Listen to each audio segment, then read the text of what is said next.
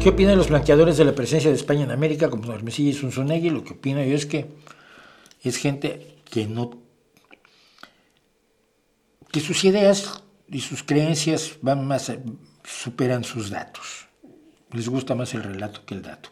Que es lo mismo del otro lado. Yo soy alguien que siempre ha estado en contra del indigenismo falsificado, bueno, aquello era el paraíso terrenal a donde llegaron los españoles a destruir la Atlántida.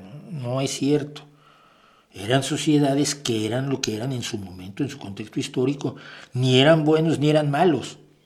Simplemente actuaban de acuerdo a su momento histórico, a sus creencias, a sus conocimientos, a sus pasiones. Tan criticables los conquistadores españoles como criticables los mexicas, el imperio mexica, y en general las relaciones de guerra que había entre todas las naciones indígenas en Mesoamérica. Yo recuerdo a alguien que se me echó a llorar el día que se descubrió de manera ya absolutamente patente e innegable que los mayas cometían sacrificios humanos.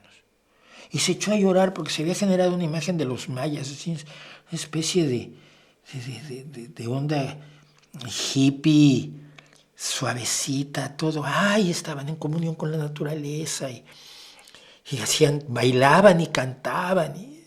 Bueno, sí, pues tenían sus dioses, pero además hacían mucha astronomía y matemáticas, que es cierto. Pero el día que, no me acuerdo qué murales fueron, donde la conclusión es inevitablemente, sí, hacían sacrificios humanos igual. ¡Ay, qué barbaridad! Pues sí, también los hacían los babilonios. ¿Qué?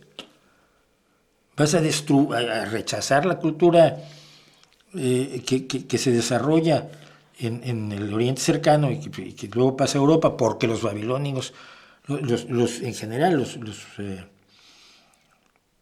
las civilizaciones mesopotámicas hacían sacrificios humanos? No, es una etapa lamentable de la historia humana. Punto. Y de los celtas también hay datos que indican que probablemente. Pero eso fue antes. No se debe preocupar el hoy.